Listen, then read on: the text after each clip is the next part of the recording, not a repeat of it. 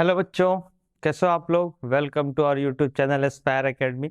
आज हम लोग इस लेक्चर में डिस्कस करने जा रहे हैं मोशन इन अ प्लेन। अभी तक हम लोग motion in a straight line standard 11 में डिस्कस कर रहे थे और अब हम लोग मोशन इन अ प्लेन में हम लोग बात करेंगे। हम लोग डिस्कस भी किए थे कि जब कोई बॉडी स्ट्रेट लाइन में मूव कर रहा होगा तो उसे वन डायमेंशन मोशन बोलते हैं या फिर motion in a straight line बोलते हैं। और जब कोई बॉडी कर्व पाथ पे मूव कर रहा होगा एक पर्टिकुलर प्लेन पे, जैसे कि हम लोग इस बोर्ड को अगर प्लेन मानते हैं तो कोई बॉडी मूव कर रहा होगा तो इसी प्लेन पे मूव कर रहा है आउटसाइड में।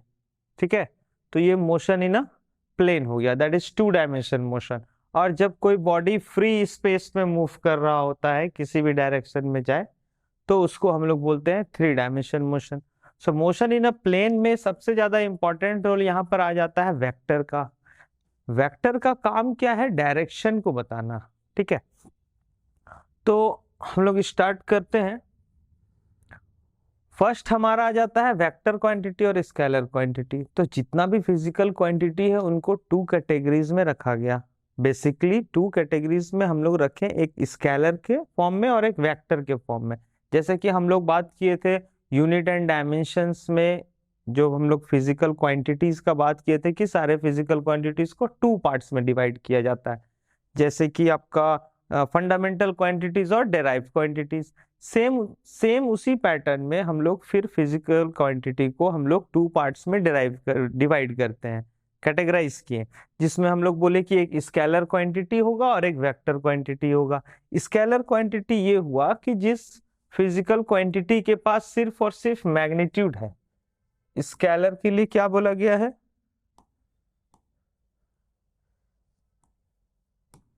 स्केलर क्वांटिटी के लिए बोला गया विच हैव ओनली मैग्नीट्यूड। ठीक है, सिर्फ मैग्नीट्यूड होता है, डायरेक्शन नहीं होता है। डायरेक्शन का इंपैक्ट क्या होगा कि जब कोई बॉडी किसी डायरेक्शन में, पर्टिकुलर डायरेक्शन में मूव कर रहा, ठीक है, तो सडनली ये उसी डायरेक्शन को मेंटेन रखता है जब तक कोई एक्सटर्नल फोर्स ना लगे, ताकि इसका डायरेक्शन चेंज हो। ठीक, तो वेलोसिटी हो गया, जिसमें वेक्टर क्वांटिटी में जैसे कि हम लोग फोर्स को ले लेते हैं।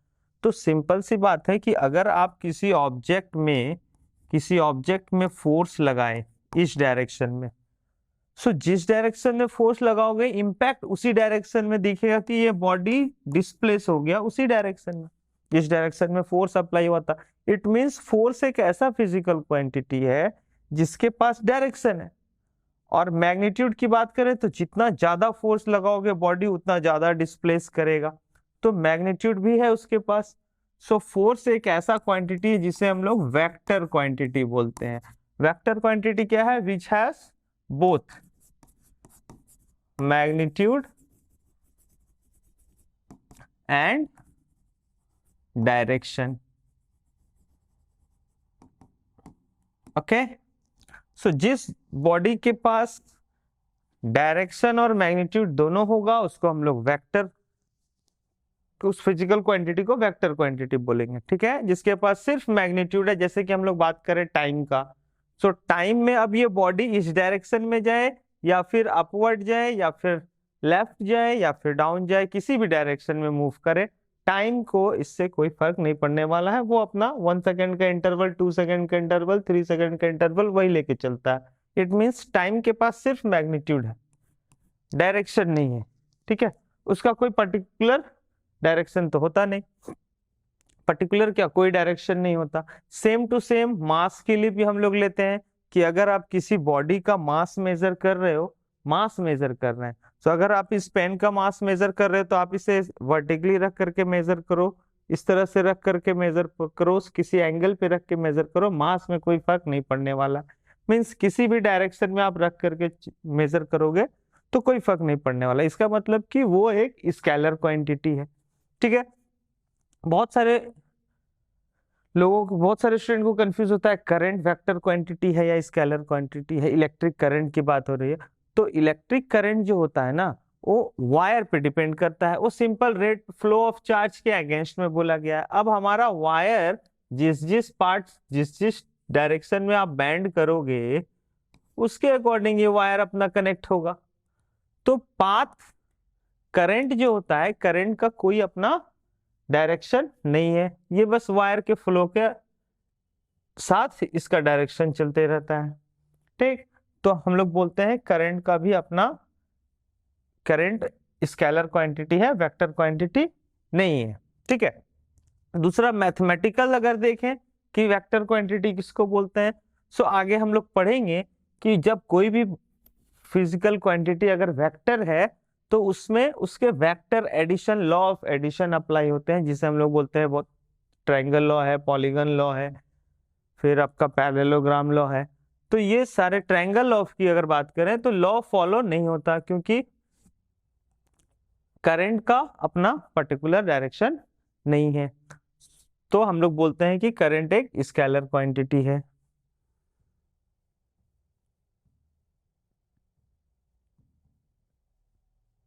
ठीक है, तो क्या हो जाएगा, स्केलर क्वांटिटी क्या है, जिसके पास सिर्फ मैग्नीट्यूड है, वेक्टर क्वांटिटी जिसके पास मैग्नीट्यूड एंड डायरेक्शन दोनों होता है। ठीक है, और जितना भी फंडामेंटल क्वांटिटीज है, ऑल फंडामेंटल क्वांटिटीज, एग्जांपल में हम लोग एक माइंड में आप लोग रख लीजिए, ऑल फंडामेंटल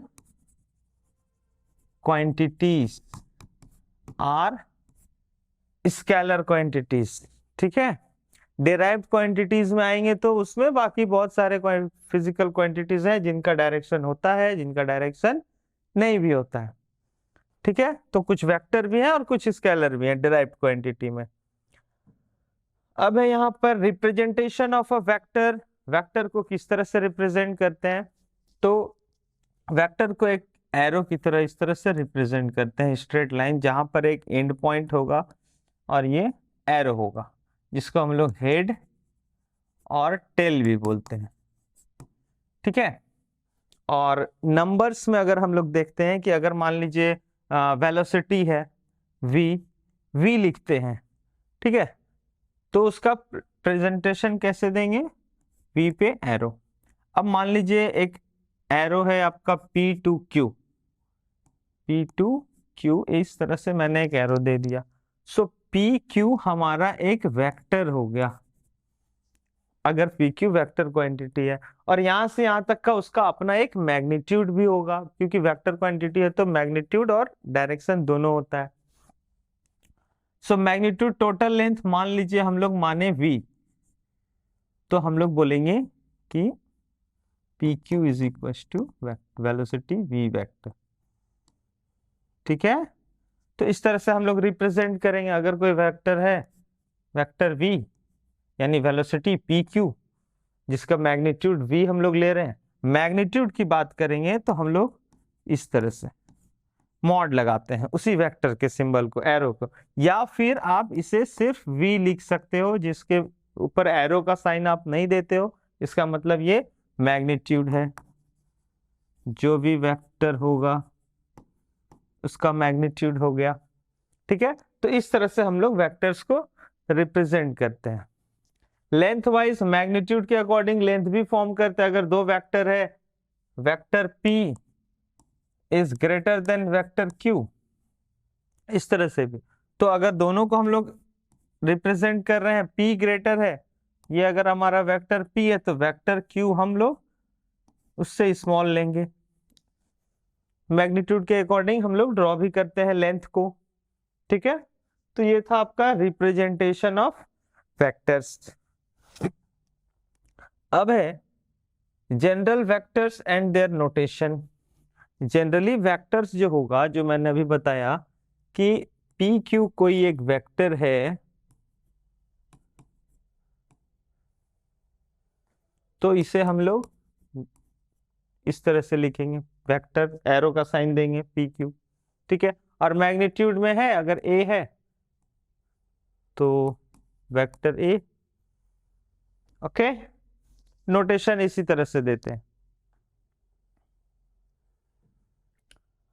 और टाइप्स ऑफ वेक्टर की बात करें तो देखो, वेक्टर्स जब बहुत सारे वेक्टर्स एक साथ हैं, जिसमें फर्स्ट आपका कोलिनियर वेक्टर है। कोलिनियर वेक्टर मतलब क्या हो गया, एक वेक्टर के ऊपर एक और ही वेक्टर सेम लाइन पे होगा। दो वेक्टर है, एक वेक्टर p ले लेते हैं और एक वेक्टर q ले लेते हैं। सो दोनों वेक्टर सेम डायरेक्शन में जा रहा है। मैग्नीट्यूड डिफरेंट हो या सेम हो इससे कोई मतलब नहीं है, डायरेक्शन सेम होना चाहिए, लाइन सेम होना चाहिए, दोनों एक ही लाइन पे हो तो हम लोग बोलेंगे दे आर कोलिनियर। ठीक है। और पैरेलल वेक्टर में क्या हो जाएगा, यही वेक्टर्स जो है p इधर जा रहा है और q भी उसी डायरेक्शन में जा रहा है, बट एक ही लाइन पे नहीं है, नॉट कोलिनियर, तो they are called parallel vector. अब पैरेलल वेक्टर में एक कॉन्सेप्ट और याद रखने वाली चीज है, और कोलिनियर में भी, दोनों में जो दोनों वेक्टर p और वेक्टर q दोनों के बीच में जो एंगल फॉर्म कर रहा है वो 0 डिग्री है। Theta is equal to 0 degree angle जो दोनों के बीच में फॉर्म कर रहा होगा। एंटी पैरेलल वेक्टर हो गया। एंटी पैरेलल वेक्टर का मतलब हो गया कि एक आपका p इस डायरेक्शन में है तो हमारा q उसके अपोजिट डायरेक्शन में होगा। ठीक है। सो एंगल कितना हो गया, दोनों को देखें तो एंगल कितना हो जाता है, थीटा इन दोनों के बीच में 180 डिग्री हो जा रहा। ठीक है। यूनिट वेक्टर क्या है, यूनिट वेक्टर वो वेक्टर है जिसका मैग्नीट्यूड 1 हो, यूनिट हो। ठीक है, उसे हम लोग यूनिट वेक्टर बोलते हैं, और इसे हम लोग एन कैप से भी रिप्रेजेंट करते हैं। एन कैप, ये सिंबल को हम लोग कैप बोल रहे हैं। So N cap is equal to vector N by mod of vector N. ये होता है यूनिट वेक्टर को रिप्रेजेंट करने का, जिसके अगर हम लोग इसी वेक्टर का मॉड निकालने चाहें, यूनिट वेक्टर का mod of unit vector is equal to 1 आ जाता है। ठीक है, तभी हम बोलेंगे कि ये एक तरह का यूनिट वेक्टर है। 3 रेक्टेंगुलर यूनिट वेक्टर्स में अगर बात करें तो देखो 3 डायमेंशन में जब हम लोग जाते हैं तो एक हो गया एक्स एक्सिस, वाई एक्सिस और जेड एक्सिस, ओरिजिन होता है। तो इसमें हमारा जो एक्स एक्सिस है, एक्स एक्सिस में जो भी वैल्यू होगा उस डायरेक्शन में जो हम वेक्टर लेते हैं अलोंग एक्स एक्सिस, उसको हम लोग बोलते हैं आई। आई कैप यूनिट वेक्टर है, रेक्टेंगुलर है, आई कैप बोलेंगे। ठीक है। और वर्टिकल वाई के डायरेक्शन में जो जाता है वेक्टर उसको हम लोग जे कैप से रिप्रेजेंट करते हैं, और इस डायरेक्शन को के कैप से। सो ये जो आई, जे और के से जो नोटेशन देते हैं ये हमारा रेक्टेंगुलर यूनिट वेक्टर्स होता है। ठीक है, जिसमें सभी के बीच का एंगल कितना हो जाएगा, all are perpendicular to each others. ठीक है, 3 रेक्टेंगुलर यूनिट वेक्टर में। Now fixed vector, fixed vector क्या हो गया कि जब हमारे पास 2 वेक्टर है और दोनों का स्टार्टिंग पॉइंट सेम है, मींस वन एंड से फिक्स कर दिया गया है, या कितने भी वेक्टर्स आप ले लो सभी का एक पॉइंट फिक्स कर दिया गया है, तो इसको हम लोग बोलेंगे fix vector. Okay, vector p q r ले लेते हैं, तो ये तीनों वेक्टर एक ही पॉइंट से आउट हो रहा है, मींस सभी को फिक्स किया गया है एक पॉइंट पे, तो इसको फिक्स वेक्टर बोलते हैं। को इनिशियल वेक्टर्स, को इनिशियल वेक्टर्स भी सेम हो जाता है, जहां पर बोला गया कि इनिशियल मींस स्टार्ट जिस पॉइंट से हो रहा है। ठीक है, सो एक ही सेम पॉइंट से सभी वेक्टर्स स्टार्ट हो रहे हैं, इसको भी को इनिशियल वेक्टर्स बोलेंगे। को टर्मिनस वेक्टर का मतलब हो गया कि जब बहुत सारे वेक्टर्स आ करके एक ही पॉइंट पे मीट कर रहे होंगे किसी एक सिंगल पॉइंट पे, तो ये हो गया हमारा को terminus vectors. Okay, negative vector क्या हो जाएगा, नेगेटिव वेक्टर हो जाएगा हमारा अगर कोई वेक्टर ऑलरेडी गिवन है हमारे पास, कोई वेक्टर गिवन है वेक्टर ए। ठीक है, अब इसका नेगेटिव वेक्टर क्या होगा, तो आपको बस इसका डायरेक्शन चेंज कर देना है। कोई वेक्टर बी है जिसका मैग्नीट्यूड ए के इक्वल है, तो तो हम लोग बोलेंगे कि vector b is equal to minus of vector a। Vector b is minus of vector a means negative vector of a हो जाएगा। ठीक है, तो ये किसी भी वेक्टर का नेगेटिव वेक्टर फॉर्म बनाना है, अगर नेगेटिव वेक्टर पूछा जाए तो बस उसका डायरेक्शन अपोजिट कर देते हैं तो वो नेगेटिव साइन में आ जाएगा। ठीक है, सो ये थे टाइप्स ऑफ वेक्टर्स में। इसके बाद आपका आता है एक पोजीशन वेक्टर। अब देखो पोजीशन वेक्टर क्या है, किसी भी पॉइंट का किसी एक फिक्स ओरिजिन के रेस्पेक्ट में कितना डिस्टेंस है और क्या लोकेशन है पॉइंट का, उससे उसको हम लोग बोलते हैं पोजीशन, और उसके अकॉर्डिंग जो वेक्टर फॉर्म होगा उसको पोजीशन वेक्टर बोलेंगे। सो सबसे पहले 2 डायमेंशन में देखें तो एक्स वाई प्लेन है अगर हमारे पास, एक्स एक्सिस और वाई एक्सिस, तो इसमें अगर हम लोग कोई पॉइंट P ले लेते हैं तो ये पॉइंट ओरिजिन के रेस्पेक्ट में कहाँ है, तो हम लोग देखेंगे कि ये एक्स एक्सिस के अलोंग में कुछ डिस्टेंस जा रहा और वाई एक्सिस के अलोंग में भी कुछ डिस्टेंस जा रहा। तो ये जो O टू P जो डिस्टेंस हम लोग लिए, OP डायरेक्शन लिए, उसको हम लोग बोलेंगे position vector of point P। ठीक है, सो इसको हम लोग इस तरह से रिप्रेजेंट कर सकते हैं OP vector, vector OP which is called position vector, position vector. ठीक है, अब ये पोजीशन वेक्टर का कोऑर्डिनेट अगर हम लोग देखें तो ये x, y आ रहा है। ठीक है, तो इसका मॉड क्या होगा, total length, OP length, magnitude की बात करें तो हम लोग बोलेंगे कि ये हाइपोटेनस है इस ट्रायंगल के according, perpendicular y, base x, so ये हो गया root under x square plus y square, ये मॉड हो गया। और अगर इसी ओपी वेक्टर को r से अगर आप वेक्टर r नाम दे देते हो, नाम मैंने दिया है, so vector r is equal to OP vector, then r is equal to root under x square plus y square. Vector sine हटा दिए तो r मैग्नीट्यूड हो गया। ठीक है, सेम चीज हमारा पोजीशन वेक्टर 3 डायमेंशन मोशन में आ जाता है, तो क्या हो जाएगा, 3 डायमेंशन मोशन में देख लेते हैं। देखो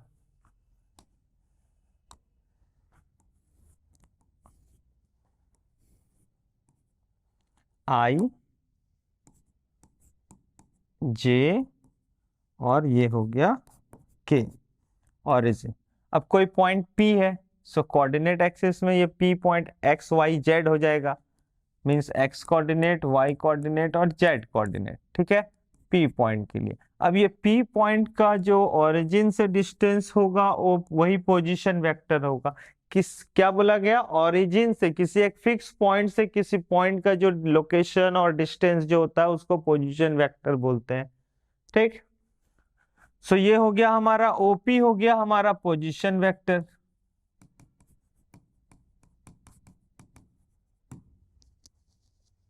पोजीशन वेक्टर।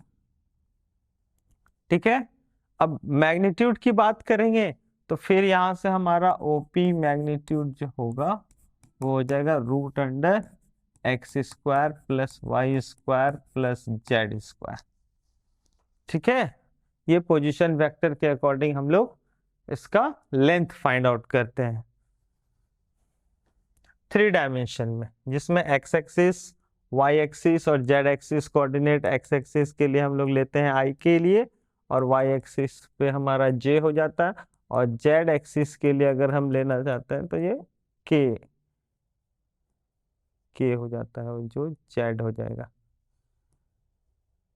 ठीक है, इस तरह से हम लोग फाइंड आउट करते हैं। और ये रिजल्टेंट जो पोजीशन वेक्टर है ये एंगल भी फॉर्म कर रहा होगा, कुछ अल्फा मान लीजिए एक्स एक्सिस के साथ बीटा डिग्री एंगल फॉर्म कर रहा होगा वाई एक्सिस के साथ, और जेड एक्सिस के साथ अगर ये गामा एंगल फॉर्म कर रहा। सो अल्फा बीटा गामा के अकॉर्डिंग अगर हम लोग देखते हैं तो यहाँ पर 3 टर्म्स आते हैं, कॉस अल्फा, कॉस बीटा और कॉस गामा। अगर वैल्यू में जाओगे तो देखोगे बेस बाई हाइपोटेनस, बेस क्या है, एक्स है, हाइपोटेनस ओपी वेक्टर का हम लोगों ने root under x square plus y square plus z square लिया। सो हमारा कॉस अल्फा क्या हो जाएगा, x by root under x square plus y square plus z square. और कॉस बीटा का बात करेंगे तो इसका बेस हो गया वाई और हाइपोटेनस ओपी ही रहेगा, तो हम लोग बोलेंगे y by root under x square plus y square plus z square. और सेम कॉस गामा के लिए हो गया आपका परपेंड, बेस हो गया आपका जेड और हाइपोटेनस हो जाएगा हमारा x square plus y square plus z square.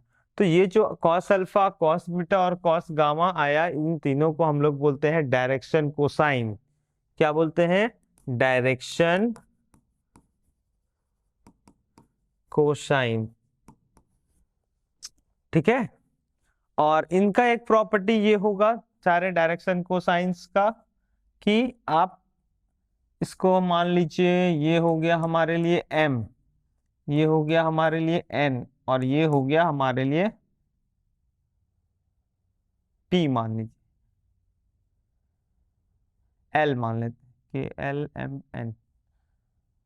ठीक है, इसको p ही मान लीजिए, स्मॉल p, कोई फर्क नहीं पड़ता है।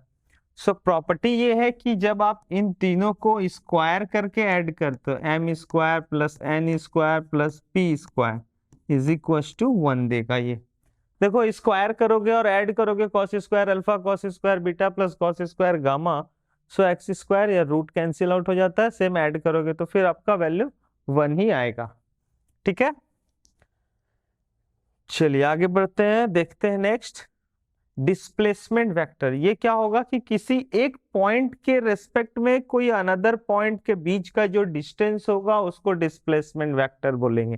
ठीक है, जैसे कि अगर 2 डायमेंशन में हम लोग सबसे पहले बात करें, सो कोई पॉइंट P है, कोऑर्डिनेट x y, और P से कोई ऑब्जेक्ट Q तक गया।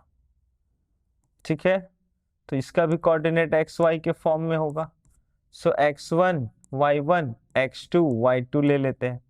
अब पोजीशन वेक्टर क्या है, तो पोजीशन वेक्टर ओरिजिन के रेस्पेक्ट में है, OP हमारा एक पोजीशन वेक्टर है, OQ भी हमारा एक पोजीशन वेक्टर है।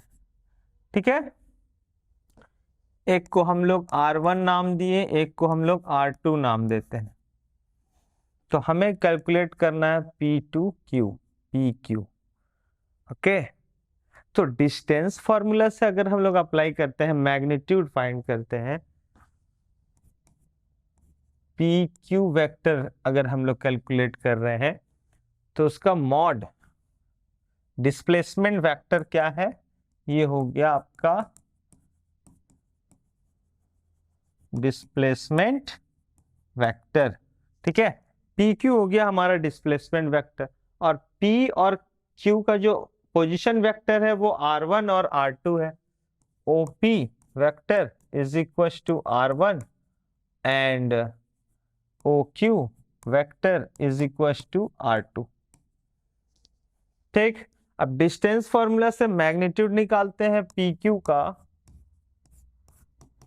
तो हम लोग बोलेंगे कि ये root under x2 minus x1 whole square plus y2 minus y1 whole square, ये हो गया इसका मैग्नीट्यूड हो गया। ठीक, और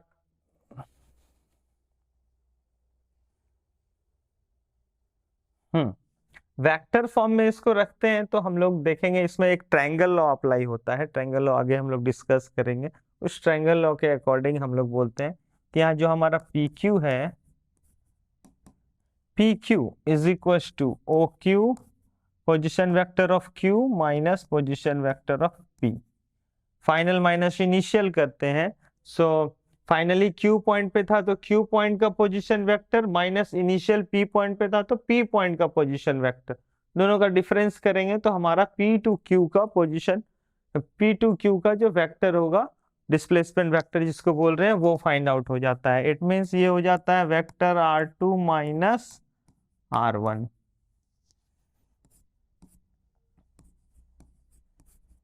और पी क्यू को अगर हमने आर नाम दे दिया, वेक्टर आर, तो ये आर के इक्वल हो जाएगा।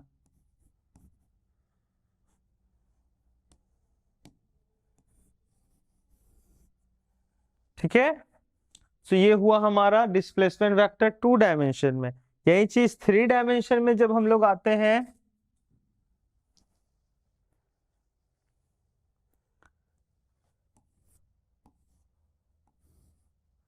Point P O P position vector से क्यू ले रहे हैं, तो ये हो गया R1, ये हो गया R2, X1, Y1, Z1, X2, Y2, Z2। अब क्या है, ये R हो गया हमारा। सो PQ जो होगा वेक्टर, वो आपका वेक्टर R के इक्वल है, और R जो है यहां पर फिर से IJ के ले लेते हैं। ठीक है, तो इसमें R वेक्टर जो हमारा होगा वो हो जाएगा R2 माइनस R1, और मैग्नीट्यूड की बात करेंगे तो ये हो जाएगा root under x2 minus x1 whole square plus y2 minus y1 whole square plus z2 minus z1 whole square. ठीक है, अब इसी चीज को वेक्टर फॉर्म में रिप्रेजेंट करना हो कि हाँ ये पोजीशन वेक्टर को वेक्टर फॉर्म में रिप्रेजेंट करना हो, जैसे यहाँ पर हम लोग देख सकते हैं 3 डायमेंशन में जो हम लोग पोजीशन वेक्टर का डिस्कशन कर रहे थे। सो इसी चीज को ओपी पोजीशन वेक्टर है, तो ओपी पोजीशन वेक्टर को अगर हम वेक्टर फॉर्म में देखें तो एक्स के अलॉन्ग में, एक्स एक्सिस के अलॉन्ग में जो आई हमारा रेक्टेंगुलर वेक्टर जो यूनिट वेक्टर आ रहा, तो एक्स आई हो गया कैप प्लस वाई जे कैप प्लस जेड के कैप हो जाएगा। ठीक है, वेक्टर नोटेशन में अगर हम लोग देखते हैं तो ये इस तरह से हम लोग लिखेंगे कि हाँ ओपी वेक्टर को वेक्टर फॉर्म में कैसे हुआ, तो जो कोऑर्डिनेट है एक्स एक्सिस के लिए, वाई एक्सिस के लिए और जेड के एक्सिस के लिए, वो आई का कंपोनेंट, जे का कंपोनेंट और के का कंपोनेंट हो जाता है। ठीक है, और यहां पर देखेंगे हमारा डिस्प्लेसमेंट वेक्टर में 3 डायमेंशन में, तो हमारा जो वेक्टर होगा आर वेक्टर वो ओ क्यू माइनस ओपी है, मीन्स x2 माइनस x1 है, तो ये हो जाएगा x2 minus x1 into I cap plus y2 minus y1 into J cap plus z2 minus z1 into K cap. Okay, so ये तीनों हो जाता है हमारा। सो ये हो गया वेक्टर रिप्रेजेंटेशन में हम लोग रखते हैं इसको। ठीक है, तो नेक्स्ट देखते हैं multiplication of vectors bye a real numbers. Okay, so multiplication of vectors में हम लोग क्या देखते हैं कि अगर आप किसी वेक्टर ए, मान लीजिए एक वेक्टर ए है और इसको आप मल्टीप्लाई कर रहे हो कोई रियल नंबर से, मतलब कि आप सपोज 5 से मल्टीप्लाई कर रहे हो, तो हम लोग बोलेंगे ये 5 वेक्टर ए हो गया। ठीक है, अब 5 इंटू वेक्टर ए भी करोगे तो ये 5 वेक्टर ए हो जाएगा। ओके, फॉर एग्जाम्पल कोई एक वेक्टर है जिसका कोऑर्डिनेट आपका मान लीजिए 2i plus 3j plus 4k है, और आप इसे 3 से मल्टीप्लाई कर रहे हो, 3a मीन्स रियल नंबर 3 है और 3 से हम लोग मल्टीप्लाई कर रहे हैं, तो ये हो जाता है हमारा 3 into 2i plus 3j plus 4k।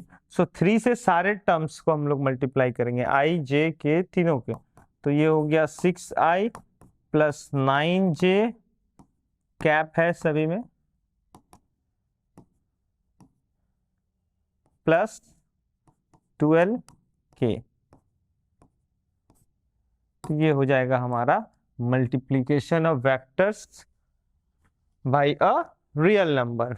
ठीक है, जिसको हम लोग इस तरह से भी लिखते हैं कि अगर कोई के एक रियल नंबर है, इसको आप मल्टीप्लाई कर रहे हो ए से, वेक्टर ए से, सो ये के जो है वो आई x i plus y j plus z के तीनों से मल्टीप्लाई होने वाला है। ठीक है, नेक्स्ट हमारा क्या कहता है, इक्वालिटी ऑफ वेक्टर्स। देखो, अगर हम कोई वेक्टर्स को इक्वल बोलते हैं, तो अगर हम दो वेक्टर है, वेक्टर ए और एक वेक्टर है वेक्टर बी,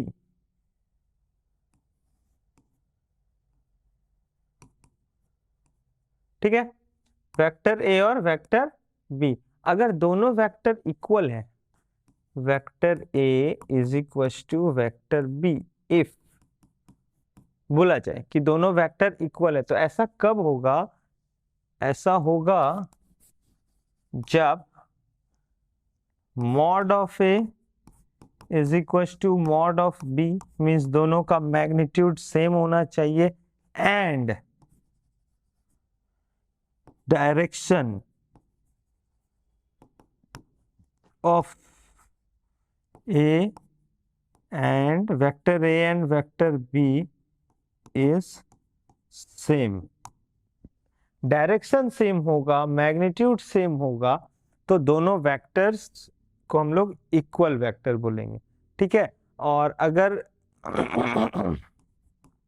एक वेक्टर ले लेते हैं x i plus y j plus z k, और एक बी एक वेक्टर है जो a i plus b j plus c k है, और बोला जाए दोनों वेक्टर इक्वल है, it means x i component, दोनों के आई कंपोनेंट आपस में इक्वल होंगे, y is equal to b हो जाएगा, and z is equal to c हो जाएगा। ठीक है, तो ये था हमारा इक्वालिटी ऑफ वेक्टर्स, दोनों वेक्टर को बस हम लोग इक्वल बोलते हैं। The zero vector and it's property, वैसा वेक्टर जिसका मैग्नीट्यूड जीरो हो, ठीक है, तो वो उस वेक्टर को हम लोग नल वेक्टर, जीरो वेक्टर बोलते हैं। जैसे 3 डायमेंशन में हमारा ओरिजिन हो गया, ओरिजिन एक तरह का नल वेक्टर है। So vector which have zero magnitude, then it is called zero vector और नल वेक्टर, तो इनका मैग्नीट्यूड जो होगा वो जीरो हो जाएगा। ओके, तो प्रॉपर्टीज में बात करें तो अगर हम कोई एक वेक्टर ए है जिस, और जीरो वेक्टर को रिप्रेजेंट कैसे करते हैं, पहले रिप्रेजेंटेशन देख ले। सो also has zero magnitude is called zero vector and also called null vector। ठीक है, तो अगर हम किसी वेक्टर ए को और इसको रिप्रेजेंट करते हैं, जीरो पे एरो देते हैं, ओ पे एरो दे देंगे। ठीक है, so when vector A added with null vector we got same, when vector a subtract with null vector no change, when vector a multiply with null vector then it is also null vector, and null vector multiply with vector then it is also null vector। ठीक है, तो ये property है आपका। हाँ, यहां से एक और हम लोग बोल सकते हैं कि नल वेक्टर से अगर आप माइनस कर रहे हो किसी वेक्टर ए को, तो ये नेगेटिव हो जाता है, नेगेटिव ऑफ वेक्टर ए हो जाएगा। ठीक है, सो ये प्रॉपर्टीज थे जिसको हम लोग बोले कि नल वेक्टर के कुछ प्रॉपर्टीज हुए। ओके, बहुत सिंपल है ये। इसके बाद आते हैं हम लोग एडिशन और कंपोजिशन ऑफ वेक्टर्स। देखो, होता क्या है कि जब आप किसी एक सिंगल बॉडी पे आप फोर्स लगाए, एक फोर्स इधर लगा, एक फोर्स इस डायरेक्शन में लगा, एक फोर्स हम लोग अपवर्ड लगा दिए, F1 F2 F3, एक फोर्स इधर लग गया F4। सो एक ही सिंगल बॉडी पे 4 डिफरेंट डायरेक्शन में डिफरेंट मैग्नीट्यूड में अगर फोर्स लग रहा है तो उसके अकॉर्डिंग ये सारे फोर्स के अकॉर्डिंग अब बॉडी का पार्ट पार्ट तो ब्रेक होगा नहीं और अलग अलग पार्ट्स में जाएंगे नहीं, तो हम लोग बोलते हैं कि ये बॉडी इन सारे फोर्स का अपना एक सिंगल इम्पैक्ट बनाएगा, एक सिंगल वेक्टर फॉर्म में लेगा फोर्स का, जिसको हम लोग बोलते हैं नेट रिजल्टेंट फोर्स या फिर रिजल्टेंट वेक्टर। अगर वेक्टर क्वांटिटी है तो हम लोग बोलेंगे रिजल्टेंट वेक्टर। ठीक है, तो उनका एक सिंगल रिजल्टेंट होगा जो एक पर्टिकुलर डायरेक्शन शो हो रहा होगा, जो बोला गया कि बाकी सारे वेक्टर्स जो होंगे उन सब का नेट इम्पैक्ट जो पड़ रहा होगा रिजल्टेंट, उस डायरेक्शन में बॉडी भी मूव कर रहा होगा। ठीक है, बॉडी उसी डायरेक्शन में जाएगा जिस डायरेक्शन में रिजल्टेंट है, क्योंकि फोर्स लग रहा है तो ऑब्वियसली बॉडी को मूव करना है, तो वो मूव किस डायरेक्शन में करेगा? अभी सभी डायरेक्शन में तो जा नहीं सकता, तो सभी डायरेक्शन के फोर्स का अपना एक सिंगल डायरेक्शन नेट फोर्स निकलता है, यानी नेट रिजल्टेंट निकलता है जिस डायरेक्शन में बॉडी मूव करेगा। ठीक है, तो एडिशन ऑफ वेक्टर्स की बात करें या कंपोजिशन ऑफ वेक्टर्स की बात करें तो बोला जाता है कि जब 2 और मोर देन 2 वेक्टर क्वांटिटीज एक साथ एक्ट हो रहा होगा किसी बॉडी पे, तो उसका इफेक्टिव एक सिंगल वेक्टर फॉर्म करते हैं जिसको हम लोग रिजल्टेंट फॉर्म करते हैं, तो उसके लिए हम लोग एडिशन प्रॉपर्टी यूज करते हैं। ठीक है, so the resultant of 2 or more than 2 vectors is a single vector which produces some effect as the individual vectors together produce। हर एक इंडिविजुअल वेक्टर्स का सभी को कंबाइन करके एक सिंगल वेक्टर यहाँ पर प्रोड्यूस होता है। सो उसको एडिशन करने के लिए 3 लॉस है।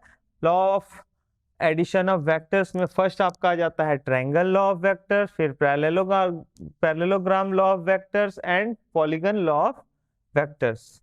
ठीक है, सो फर्स्ट हम लोग देखते हैं ट्रायंगल लॉ ऑफ वेक्टर्स। इसमें बोला गया है कि अगर आपके पास 3 वेक्टर्स है और वो एक ट्रायंगल के साइड्स के फॉर्म में है, मींस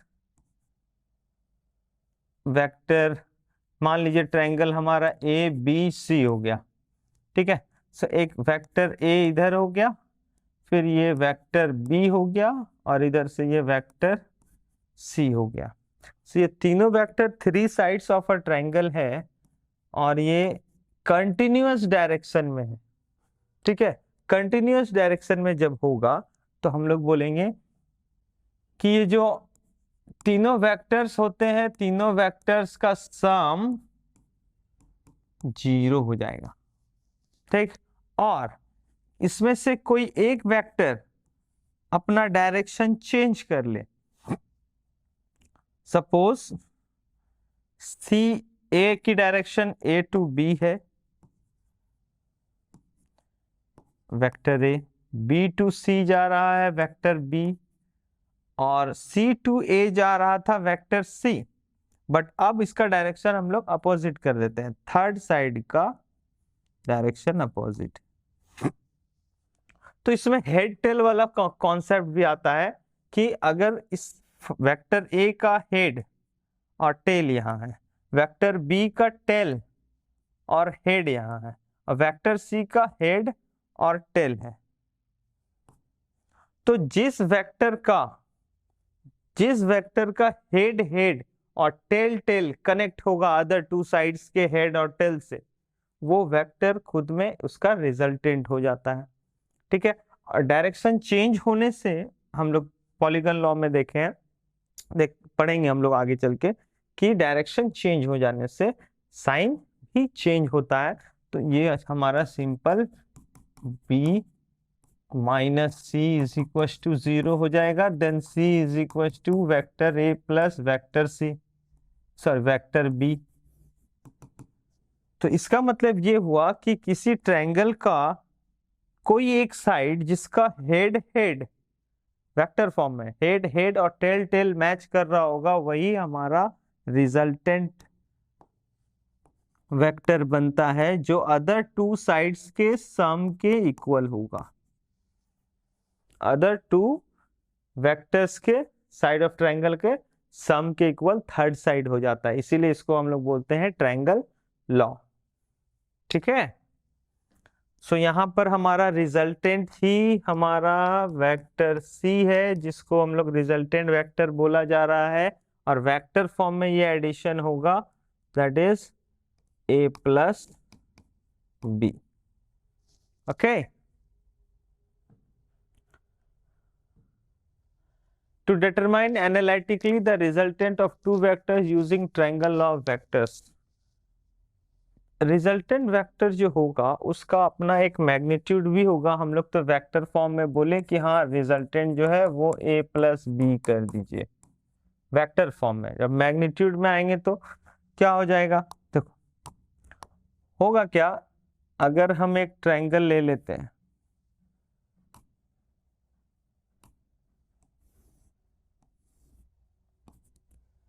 दो वेक्टर हैं, ठीक है, वेक्टर ए ले लिए और इसको वेक्टर बी ले लेते हैं। अब थर्ड यहां पर हमारा एक और वेक्टर है,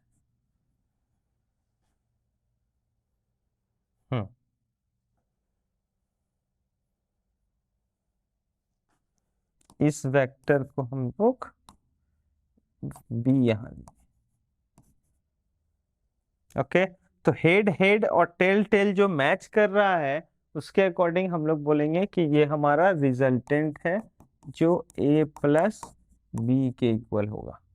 ओके, अब इसका मैग्नीट्यूड हम लोग को निकालना हो तो इसको हम लोग नोटेशन में दे देते हैं a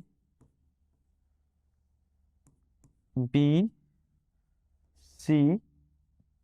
बी पॉइंट से अगर आप एक परपेंडिकुलर लाइन ड्रॉ करते हो और सी को आगे प्रोसीड करते, तो यहाँ पर हम लोग देखते हैं कि ये दोनों कॉम्बाइंड हुआ, इसको हम लोग ले लिए डी ले लिए, ठीक, जो परपेंडिकुलर है, और ये डी इसके साथ ये एंगल मान लीजिए थीटा बना रहा। मीन्स क्या हो रहा है कि एक वेक्टर हमारा इस डायरेक्शन में है वेक्टर ए, और एक वेक्टर हमारा वेक्टर बी है। तो वेक्टर बी को हम लोग क्या किए, इस जगह पे सेट किए, इसके पास इन ट्रायंगल लॉ में हम लोग सेट कर रहे हैं। ठीक है, किसी भी डायरेक्शन किसी भी प्लेस पे हो उससे मतलब नहीं है, डायरेक्शन और मैग्नीट्यूड हमें सेम रखना है ताकि इक्वल वेक्टर हम फॉर्म कर सके।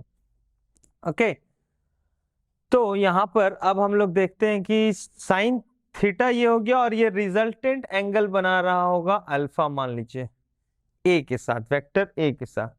तो हम लोग देखेंगे कि यहां से साइन थीटा क्या हो जा रहा है, साइन थीटा हो गया perpendicular by base B D by sorry hypotenuse B C.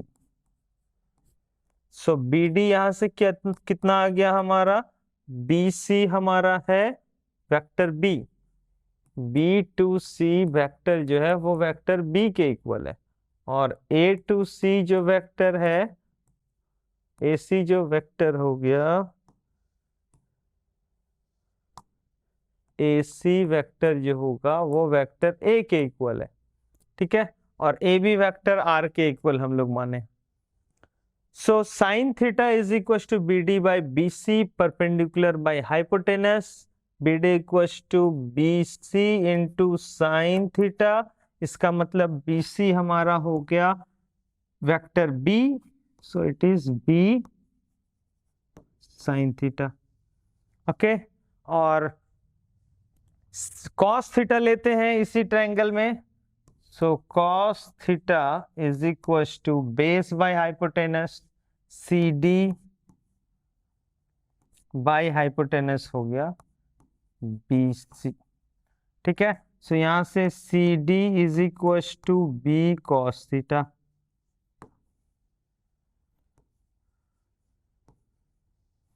Okay, अब हम लोग इस लार्ज ट्रायंगल में देखें, लार्ज ट्रायंगल में देखें तो ये राइट एंगल ट्रायंगल फॉर्म कर रहा है जिसमें पाइथागोरस थ्योरम अप्लाई किया जा सकता है।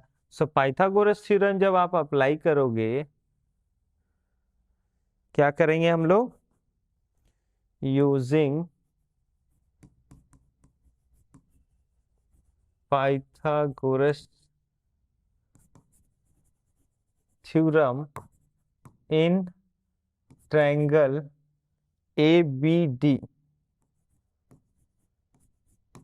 ABD ट्रायंगल में हम लोग पाइथागोरस थ्योरम अप्लाई करें, so AB square is equal to A to B, AB square is equal to perpendicular BD square plus base AD square. ठीक है, अब A to D लेने जाओगे तो इसमें AC प्लस CD आएगा, तो ये हो गया BD square plus AC plus CD whole square. अब BD लेंथ कितना है, B साइन थीटा है, तो ये हो गया B square sine square theta plus AC हमारा है A, मैग्नीट्यूड में ले रहे हैं, और CD जो हम लोग निकाले B cos थीटा, तो A plus B cos theta whole square हो गया। अब उसको होल स्क्वायर में ब्रेक करते हैं, तो ये हो जाएगा B square sine square theta plus A square plus B square यानी B square cos square theta plus 2AB, B के साथ cos थीटा भी है तो AB cos थीटा हो गया। अब देखो यहाँ B sine square theta B cos square theta, इसमें अगर हम लोग B स्क्वायर कॉमन लेते हैं तो sine square theta plus cos square theta आएगा, जिसका वैल्यू क्या हो जाता है, 1 हो जाता है। तो हम लोग बोल सकते हैं कि ये हमारा A square plus B square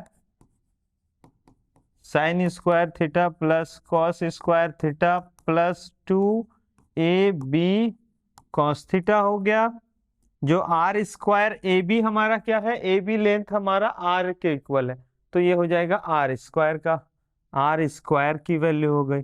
then R is equal to what, R is equal to root under A square plus B square plus 2AB cos theta, क्योंकि sine square plus cos square तो हमारा 1 हो जाएगा, तो ये हो गया 2AB cos theta.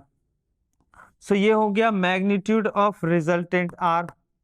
अगर हम लोग को बोला जाए कि R का मैग्नीट्यूड क्या होगा जब two vectors A and B given है, the angle between them is theta, then resultant R is equal to A root under A square plus B square plus 2AB cos theta हो जाएगा।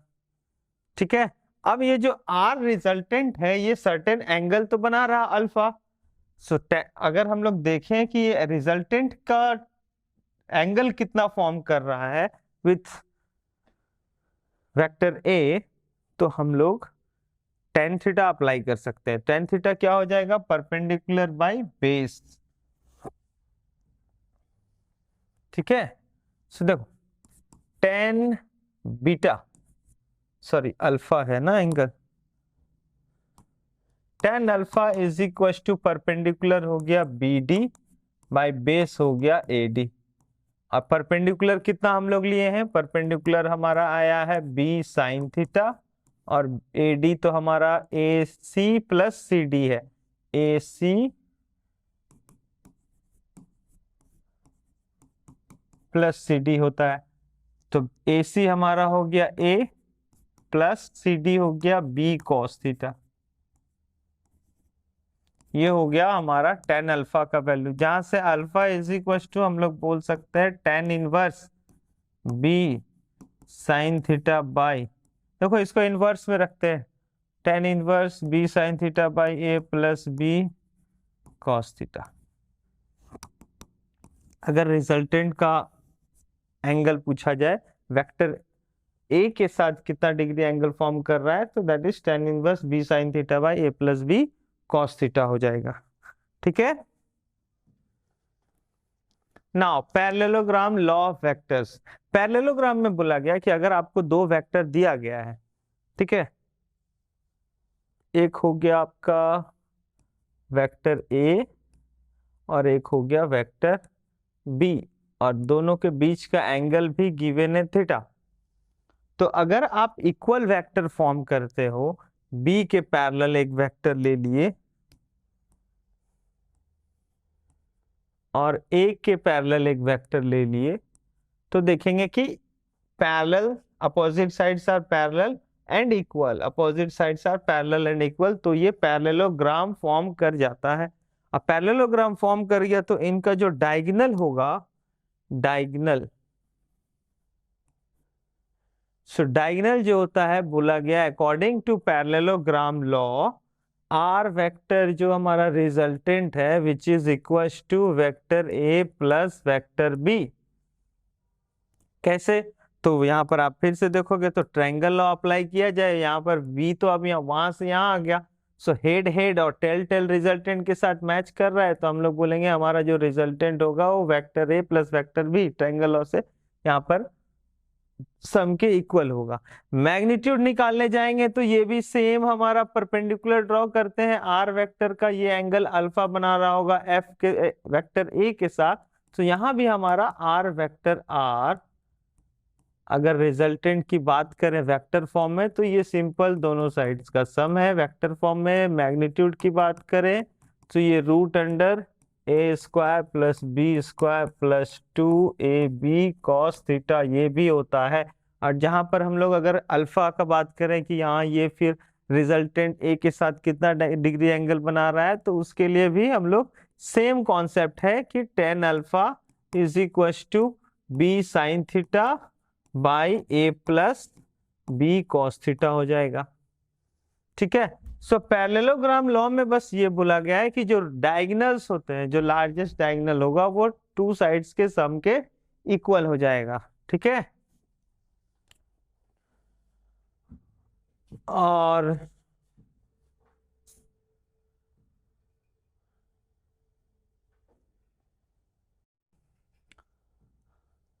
Parallelogram law of vectors special cases. अब special cases में क्या है कि कुछ conditions होंगे angle vector A और वेक्टर बी के बीच में, तो वेक्टर ए और बी की जगह यहाँ पर बोला जा रहा है when the given vectors P and Q act in the same direction.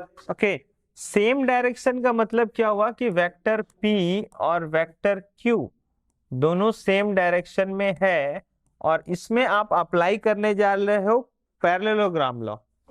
ठीक है, तो रिजल्टेंट क्या बोला गया? रिजल्टेंट बोला गया है vector P plus vector Q हो जाएगा।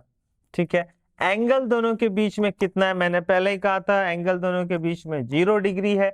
सो अगर हम लोग रिजल्टेंट की वैल्यू निकालने जाएं तो ये हो जाता है root under P square plus Q square plus 2PQ cos 0 degree.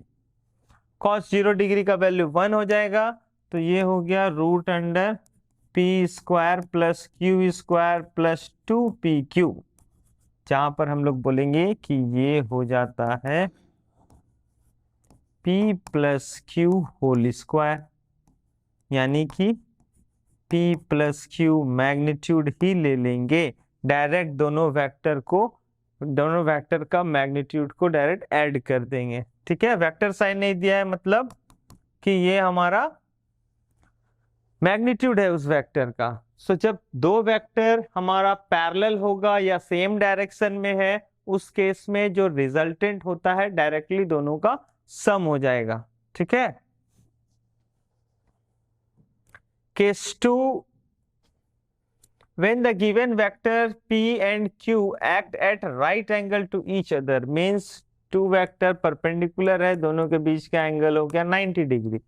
सो अगर यहाँ पर R रिजल्टेंट निकालते हैं सो वो हो जाएगा root under P square plus Q square plus 2PQ cos 90 degree, और कॉस 90 का वैल्यू कितना होता है? कॉस 90 का वैल्यू 0 हो जाता है, मीन्स ये कंप्लीट टर्म्स हमारा 0 हो जाएगा।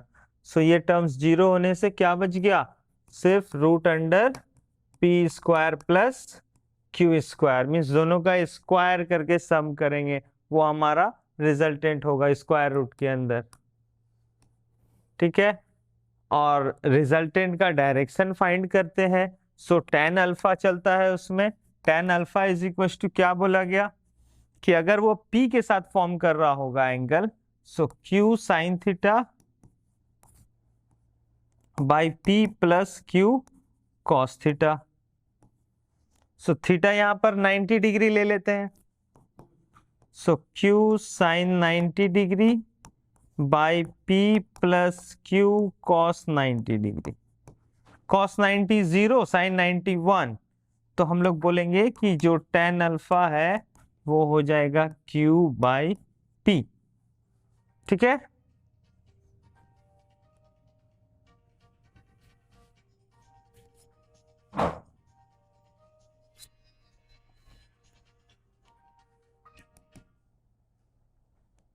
Now if P is equal to Q means दोनों वेक्टर का मैग्नीट्यूड सेम होगा। सो जब ऐसा कंडीशन आएगा तब एंगल कितना डिग्री फॉर्म कर रहा है, यहाँ पर हम देखेंगे tan alpha is equal to P is equal to Q हो गया, तो ये रेशियो 1 आ जाएगा, यानी कि alpha is equal to 45 degree. Means दो अगर आपको वेक्टर दिया हुआ है, दो टू डिफरेंट वेक्टर्स गिवन है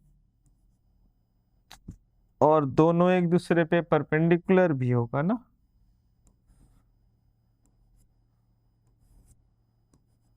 दो वेक्टर आपस में परपेंडिकुलर है, एक वेक्टर P है और एक वेक्टर Q है, और वेक्टर P का जो मैग्नीट्यूड होगा वो इक्वल है अगर Q के। अगर ऐसा है तो जो हमारा रिजल्टेंट होगा वो दोनों के 45 डिग्री एंगल से जाएगा, और हमारा vector P plus vector Q हो जाता है वेक्टर फॉर्म में, और ये एंगल जो होगा वो 45 डिग्री हो जाएगा। ठीक है, अगर ऐसा कंडीशन होता है। नेक्स्ट केस क्या है, when the given vectors P and Q acting opposite direction, means P जिस डायरेक्शन में है उसके अपोजिट डायरेक्शन में Q है। ठीक है, सो दोनों के बीच में एंगल कितना हो गया, 180 degree. 180 degree means anti parallel है। इस केस में हमारा रिजल्टेंट जो होगा वो root under P square plus Q square plus 2PQ cos 180 degree. और याद रखना कॉस 180 डिग्री जो होता है उसकी वैल्यू -1 होता है। ठीक है, सो ये हो गया R is equal to root under P square plus Q square, cos 180 degree का वैल्यू -1 रखेंगे तो ये -2PQ आ जाएगा। ठीक है, सो उसके अकॉर्डिंग ये a square plus B square -2AB को फॉलो कर रहा है, तो हम लोग बोलेंगे कि ये P माइनस Q का होल स्क्वायर है, और उसका root over means at the end P minus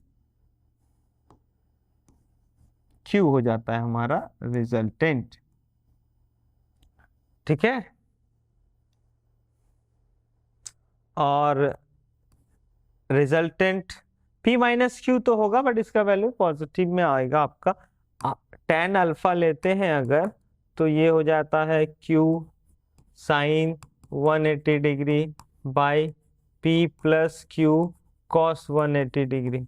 so sine 180 degree का वैल्यू जो होता है, साइन 180 डिग्री का वैल्यू जो होगा वो 0 हो जाता है। ठीक है, साइन 180 डिग्री का वैल्यू 0 है तो अपर पार्ट 0 बाई समथिंग 0 ही आएगा, तो हम लोग बोलेंगे alpha is equal to 0 degree इस केस में। ठीक है, और दो इक्वल मॉड अगर इक्वल ले ले तो हमारा रिजल्टेंट जो होगा वो 0 आ जाएगा, यानी कि नल वेक्टर आएगा, मैग्नीट्यूड 0 हो जाएगा। ठीक है, सो मैग्नीट्यूड जिस वेक्टर का 0 आ गया वो नल वेक्टर हो गया। After that polygon law. Polygon law क्या है कि जब आप वेक्टर्स पॉलीगन के फॉर्म में होगा क्लोजली, मींस एक पेंटागन अगर आप बनाते हो या हेक्सागन भी बनाते,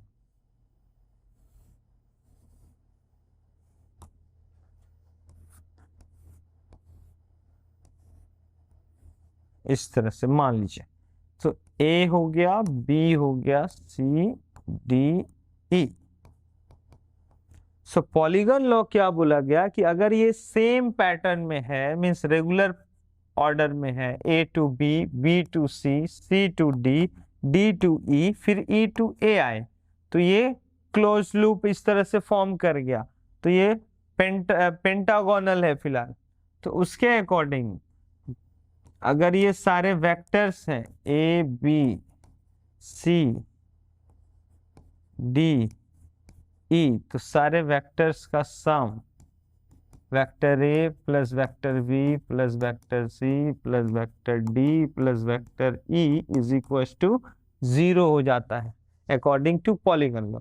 क्या बोला गया? If a number of vectors can be represented both in magnitude and direction by the sides of an open convex polygon, एक पॉलीगन होने को taken in the same order, polygon में सारा सेम ऑर्डर मिलेंगे, मींस कंटिन्यूअस, ये regular रहेगा, then the resultant is represented completely in magnitude and direction by the closing sides of the polygon taken in the opposite order. तो इसमें से जो भी कोई एक वेक्टर को अगर हम अपोजिट ऑर्डर में ले लेते हैं, जैसे वेक्टर ई, यहां पर अगर वेक्टर ई का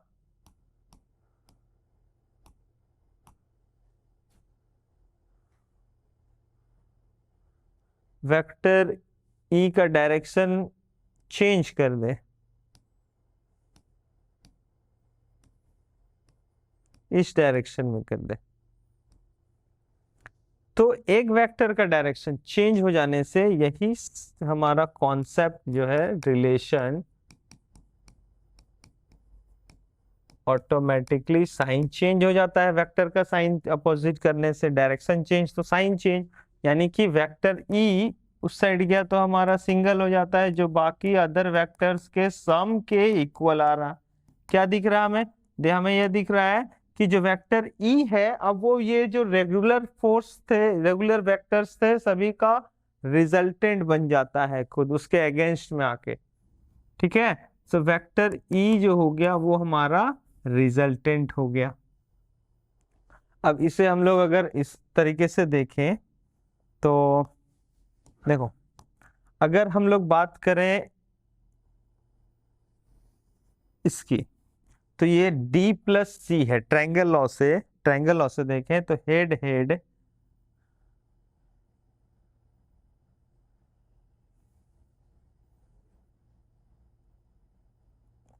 पहले हम लोग ये लेते हैं ए बी सी में ए टू सी ज्वाइन किए।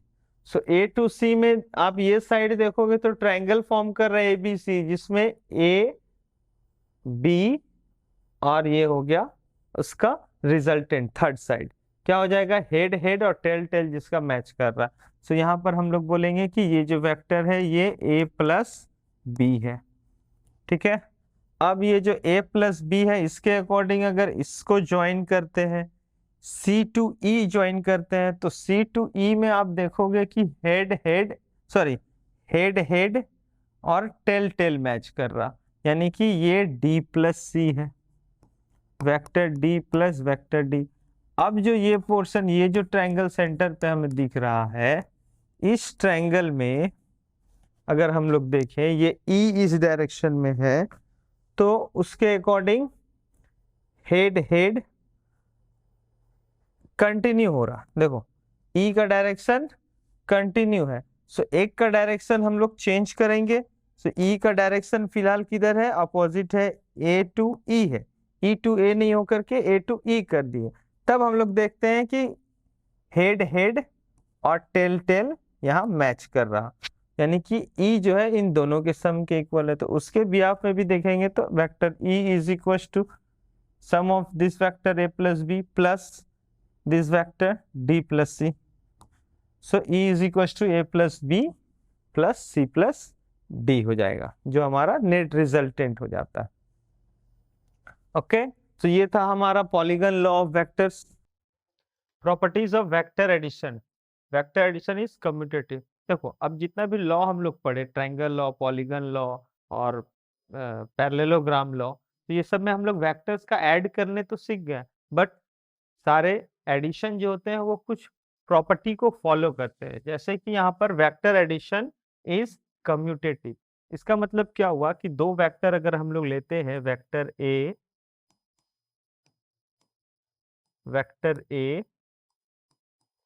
और वेक्टर बी, ठीक है, और इसका रिजल्टेंट हम लोग को निकालना है, तो हम लोग क्या करेंगे, इसके पैरेलल वेक्टर एक और बनाए पैरेललोग्राम लॉ से, और इसका जो डायगोनल होगा वो हमारे लिए रिजल्टेंट हो जाएगा।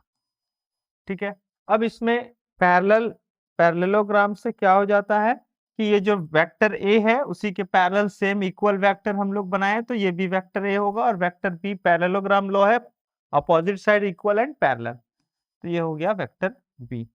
अब आप ट्रायंगल लॉ फॉलो करते हो तो vector B plus A is equal to resultant R के इक्वल हो जाएगा, और A plus B is equal to resultant upper triangle से, सो ए प्लस बी। इसका मतलब कम्यूटेटिव लॉ बोलता है कि आप वेक्टर का सम ए प्लस बी कीजिए या फिर बी प्लस ए कीजिए, इसमें कोई इफेक्ट नहीं पड़ने वाला है। ठीक है, इसके बाद हमारा आता है वेक्टर एडिशन इज डिस्ट्रीब्यूटिव। अब जैसे कि हम लोग दो वेक्टर लिए, vector A plus vector B, ठीक है, और इसे किसी नंबर, कोई कांस्टेंट स्केलर नंबर से हम लोग मल्टीप्लाई करते हैं, सपोज के से मैंने मल्टीप्लाई किया, वो नंबर हो सकता है 1 2 3, पॉइंट में आए 1/2 1/3, कोई भी रियल नंबर हम लोग ले रहे हैं, तो ये इंडिविजुअली डिस्ट्रीब्यूट होगा दोनों में, वेक्टर ए के इंटू वेक्टर ए प्लस के इंटू वेक्टर बी, इसी को हम लोग बोलते हैं डिस्ट्रीब्यूटिव लॉ। और अगर यहाँ पर हम लोग देखें कि फॉर एग्जांपल कोई वेक्टर ए है जो 4i plus 10j plus 12k, तो इसमें हम लोग बोल सकते हैं कि ये 2 कॉमन लेने से 2i plus 5j plus 6k हो जाता है, मतलब कि इस vector A is equal to 2 into vector एक बी, अगर इसको हम लोग सपोज करें तो ये वेक्टर बी हो जाएगा, जहां B is vector B is equal to 2i plus 5j plus 6k हो जाएगा। इसका मतलब स्केलर मल्टीपल है तभी ये सभी में डिस्ट्रीब्यूट हो रहा है, तो ये डिस्ट्रीब्यूटिव लॉ को फॉलो करता है। ठीक है, नेक्स्ट क्या है हमारा, vector addition is associative. Associative मतलब हो गया कि अगर हमारे पास 3 वेक्टर्स है, वेक्टर ए, वेक्टर बी और वेक्टर सी ले लेते हैं, ठीक है, तो इन सब का रिजल्टेंट होने के लिए जो रेगुलर होना था उसका अपोजिट डायरेक्शन एक होगा, तो ये टोटल रिजल्टेंट हो जाएगा। रिजल्टेंट किसके इक्वल होगा, ये हो जाएगा पॉलीगन लॉ अगर अप्लाई करते हैं, vector A plus vector B plus vector C, ठीक है।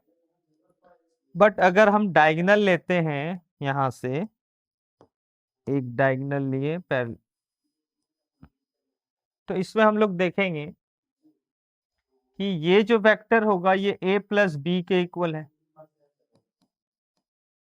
Vector A plus vector B, और यहां से सी, तो ट्रायंगल लॉ इसमें अप्लाई किया जाए, vector A plus vector A plus B plus vector C, तो ऑटोमेटिकली ये आर के इक्वल हो जाएगा।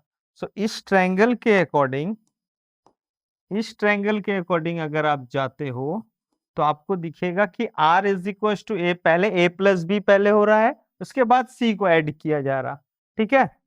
और अगर आप इस डायगोनल से बात करते हो, अभी क्या है, ये डायगोनल में ट्रायंगल, और इस ट्रायंगल में देखोगे वेक्टर बी और वेक्टर सी में, तो पहले क्या होगा, vector B plus vector C के इक्वल हो जाएगा ये, ठीक है। रिजल्टेंट है, 2 साइड्स कंटिन्यू है, एक अपोजिट हो गया, तो ये आपका रिजल्टेंट हो गया इस ट्रायंगल से। अब फिर ये लार्ज वाला ट्रायंगल देखते हो, तो इसमें हम लोग देखेंगे कि ये टू साइड्स थर्ड साइड के इक्वल होगा, रिजल्टेंट आर है। तो यहाँ भी आर इज इक्वल टू हमारा क्या आ रहा है, बी ए प्लस बी प्लस सी। मतलब लॉ क्या कहता है, लॉ के अकॉर्डिंग बोला गया कि जो थ्री वेक्टर्स है उसका रिजल्टेंट अगर आपका ए प्लस बी प्लस सी आ रहा है,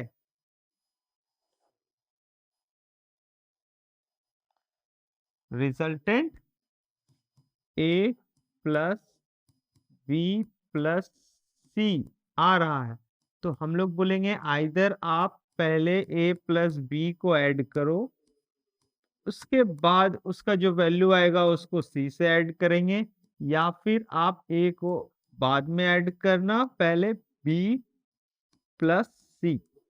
तो पहले वेक्टर बी और वेक्टर सी को ऐड करेंगे, उसके बाद फिर वेक्टर ए को ऐड करेंगे। दोनों का मीनिंग सेम हो जाता है, क्या हो जाएगा, vector A plus vector B plus C is equal to A plus vector B plus vector C. इसी को हम लोग बोलते हैं एसोसिएटिव प्रॉपर्टी। ठीक है, नेक्स्ट हमारा है सब्ट्रैक्शन ऑफ वेक्टर्स। सब्ट्रैक्शन में हम लोग क्या करते हैं कि वेक्टर का वैल्यू नेगेटिव अगर आप लिखते हो, ए एक नंबर्स के अकॉर्डिंग अगर ले तो आप लिखते हो 2 प्लस प्लस नहीं, हम लोग ले लेते हैं 5 माइनस 3। ठीक है, 5 माइनस 3 की जगह पे आप लिख सकते हो 5 प्लस माइनस 3, वैल्यू सेम है, इसमें भी 2 आएगा, प्लस माइनस माइनस होकर के 2 आ गया। इट मीन्स कि ऐड ही करेंगे बट नंबर जो हमारा होगा वो नेगेटिव हो जाएगा। सेम वेक्टर में भी हमारा आ जाता है, जिसमें बोला गया कि अगर कोई वेक्टर है वेक्टर ए और इधर है हमारा वेक्टर बी, तो इसका रिजल्टेंट निकलेगा। अगर माइनस कर रहे हो तो माइनस करने से क्या हो जाता है, जो हमारा वेक्टर बी का डायरेक्शन मान लो हम लोग अपोजिट कर दिए, अब बी का डायरेक्शन अपोजिट होने से ये माइनस बी हो गया। सो अगर इस डायरेक्शन में आप रिजल्टेंट निकालोगे तो ये किसके इक्वल होगा, तो ये रिजल्टेंट जो हमारा होगा वो vector A plus minus vector B. ठीक है, जिसका वैल्यू ऑटोमेटिकली ये सब्ट्रैक्ट होकर के आ जाएगा ए माइनस बी। तो इस तरह से हम लोग सब्ट्रैक्शन में यूज करते हैं। कभी भी याद रखना वेक्टर में सब्ट्रैक्ट हो रहा है मींस डायरेक्शन अपोजिट किया गया है। ठीक है, चलिए तो अब हम लोग कुछ क्वेश्चन सॉल्व कर लेते हैं। First, given a is equals to 3i plus 4j and b is equals to 3j plus 4k, calculate the magnitude of the resultant. Means दो वेक्टर है हमारे पास, एक वेक्टर हो गया vector a 3i plus 4j और एक vector ले लेते हैं वेक्टर b हम लोग ले लिए। देखो यहाँ पर k की वैल्यू नहीं है, मतलब ये समझ लेना है कि वो 0k है, ऑलरेडी अंडरस्टूड होना चाहिए। ठीक है, और b is equal to i का कंपोनेंट यहाँ पर नहीं है, मीन्स i का कोफिशिएंट जो होगा वो 0 है। ये 0i प्लस 3j और प्लस 4k। ठीक है, अब जब रिजल्टेंट निकालेंगे तो हम लोग क्या देखें कि दोनों के मैग्नीट्यूड के अकॉर्डिंग अगर हम लोग देखें vector A plus vector B, resultant यही होगा दोनों का सम। सो एडिशन में हम लोग क्या करते हैं, आई वाले कंपोनेंट्स को आई के साथ ऐड करेंगे, जे वाले कंपोनेंट को जे के साथ, 0i plus 3j plus 4k।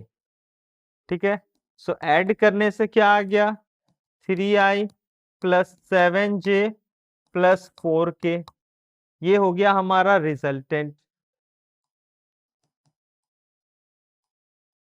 ठीक है, अब इसका मैग्नीट्यूड निकालना है। सो मैग्नीट्यूड निकालने के लिए क्या करना है हमें, रूट अंडर आई के कंपोनेंट का square that is 3 square plus J के कंपोनेंट 7 का स्क्वायर प्लस 4 के कंपोनेंट 4, तो 4 का स्क्वायर हो गया। ठीक है, सो ये क्या आ जाएगा 9 प्लस 49 प्लस 16 रूट अंडर 16 है ये।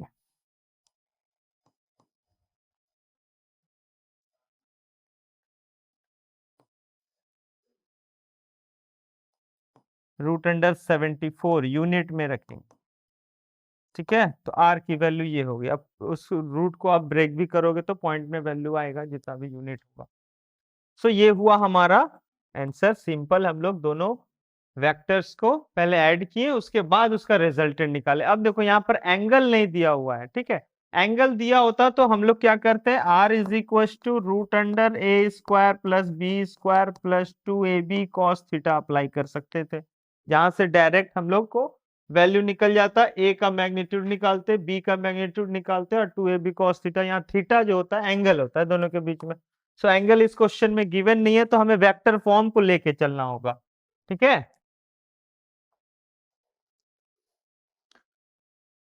नेक्स्ट क्वेश्चन देखते हैं। A car is moving round a circular track with a constant speed v of 20 meter per second at different times. The car is at A, B and C. एक circular path पे कोई body car move कर रहा है। ठीक है, with uniform velocity 20 metre पर second का। देखो ए पॉइंट में इस डायरेक्शन में टेंजेंशियल डायरेक्शन होता है, हम लोग लेते हैं। सो एक ए पॉइंट हो गया, एक बी पॉइंट हो गया और एक सी पॉइंट हो गया। ठीक है, at different times the car is at A, B and C respectively. Find the velocity change A from A to C and from A to B. Velocity में क्या चेंजेस आ रहा है वो हम लोग को निकालना है। ठीक है, यहाँ पर हो गया VA velocity at point B, और ये हो गया वेलोसिटी एट पॉइंट C। तो हम लोगों को निकालना क्या है, VA to C। ठीक है, सो वेक्टर फॉर्म में क्या बोला गया, अगर पोजीशन वेक्टर में ले ए और सी का, तो हमें पोजीशन वेक्टर में C minus velocity at point C minus velocity at point A करेंगे, V C minus V A. ठीक है, सो उसके अकॉर्डिंग क्या हो जाएगा, यहाँ पर वैल्यू जो दिया हुआ है मॉड के अकॉर्डिंग हम लोग बोलेंगे, देखो डायरेक्शन इसके अपोजिट है। ठीक है, तो अगर एक वैल्यू 20 मीटर है तो दूसरा हमें -20 मीटर पर सेकेंड लेना होगा।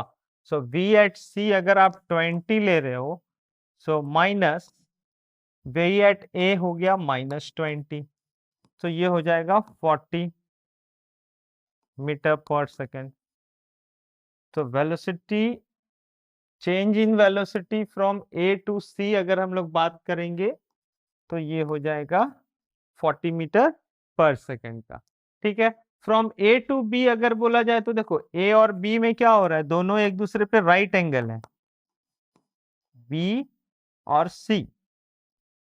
ठीक है, तो राइट एंगल है तो हम लोग इसके अकॉर्डिंग रिजल्टेंट निकलेगा। सो हम लोग बोलेंगे velocity between change in velocity between B to C, sorry A to B, A to B बोला जा रहा है ना। So V A B is equal to root under, फिर वही रिजल्टेंट वाला फॉर्मेट लगाएंगे हम लोग। और यहाँ पर ये जो डायग्राम ये थोड़ा सा सी हो गया, ये हो जाएगा वेक्टर बी और वेक्टर ए, मतलब वेलोसिटी एट पॉइंट ए और वेलोसिटी एट पॉइंट बी। तो इसका रिजल्टेंट इस तरह से निकलेगा। ठीक है, तो हम लोग बोलेंगे V A square plus V B square plus 2 VA VB cos 90 degree. Cos 90 degree तो 0 हो गया हमारा। ओके, सो बच गया VA root under 20 square plus 20 square, 400 plus 400 root under 800,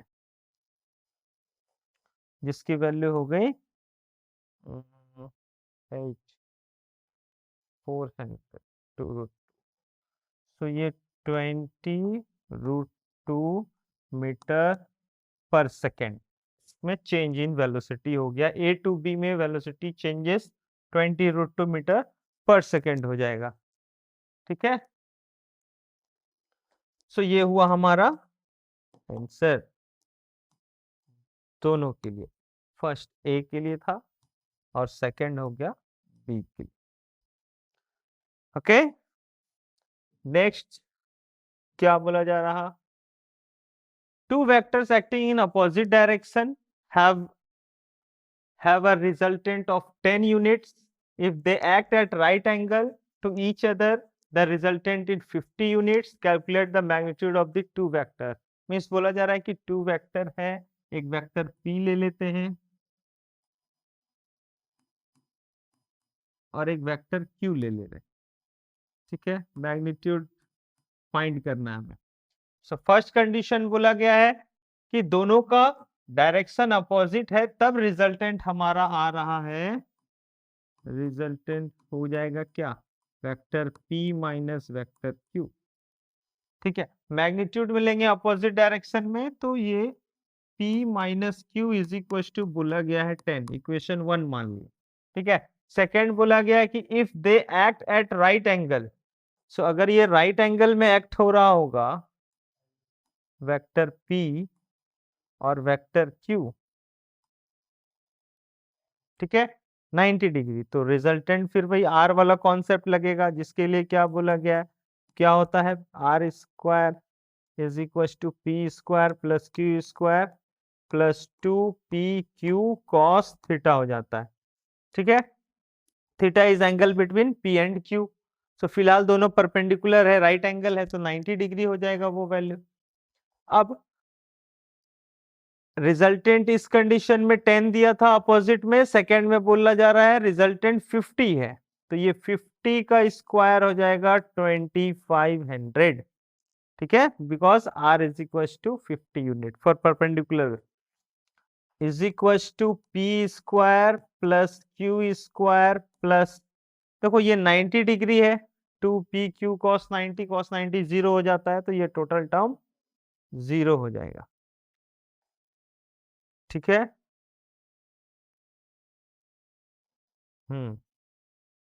2PQ cos 90, यहां से हम लोग को फाइंड आउट होता है P square plus Q square is equal to 2500। Okay, अब देखो ये इक्वेशन 2 मान लो। सो इन इक्वेशन वन में क्या हो रहा है, P minus Q is equal to 10 है। अब दोनों तरफ स्क्वायर करते हैं, squaring both side, squaring both sides, तो क्या हो जाएगा, A square plus B square minus 2AB cos theta equal to 100। ठीक है, सॉरी cos थीटा नहीं होगा यहाँ, ये तो रिजल्टेंट नहीं है, सिंपल स्क्वायर है। P square plus Q square already हम लोग के पास 2500 आ चुका है, 2500 minus 2PQ is equal to 100, so minus 2PQ is equal to 100 minus 2500, so 2500 minus करेंगे, माइनस 2400 आएगा, minus minus cancel out, so PQ is equal to 2400 by minus 2 कर लेते हैं, सो माइनस माइनस कैंसिल, ये आ गया PQ इज इक्वल टू 1200। ठीक है, अब ये PQ में हम लोग यहाँ पर जो इक्वेशन 1 है, यहाँ से P इज इक्वल टू क्या हो जाएगा, 10 प्लस Q, या फिर आप Q is equal to P minus 10। ठीक है, सो अगर हम लोग इसे आगे सॉल्व करते हैं, P is equal to 10 plus Q, so PQ is equal to कितना है, 1200, और P की वैल्यू हो गई 10 plus Q into Q is equal to 1200, so ये हो गया 10Q plus Q square is equal to 1200। So ये देखा जाए तो एक क्वाड्रेटिक इक्वेशन फॉर्म कर रहा है, माइनस 1200 इक्वल टू 0। 10 का डिफरेंस है, 12 है तो 3 इंटू 4 मीन्स क्या हो जाएगा, मिड टर्म फैक्टराइजेशन से फैक्टराइज करें, प्लस 40Q माइनस 30Q, 40 में से 10 गया, 30 गया तो 10 बच गया, और माइनस 1200। तो यहाँ से हम कॉमन ले लें, Q माइनस 40 माइनस 30 कॉमन लिए, Q प्लस प्लस 40 यहाँ भी आ जाएगा। सो Q प्लस 40 और Q minus 30 is equal to 0। तो Q का यहाँ पर दो वैल्यू आ रहा है, एक पॉजिटिव और एक नेगेटिव, और हमें कौन सा वैल्यू लेना है, मैग्नीट्यूड लेते हैं तो हमेशा पॉजिटिव वैल्यू लेते हैं, तो हम लोग प्लस 30 ले लेंगे। Therefore Q is equal two plus 30 units magnitude बोला गया है, और Q का वैल्यू पुट करते हैं इस इक्वेशन में, P is equal to 10 plus Q है, so 10 plus 30 is equal to 40 units.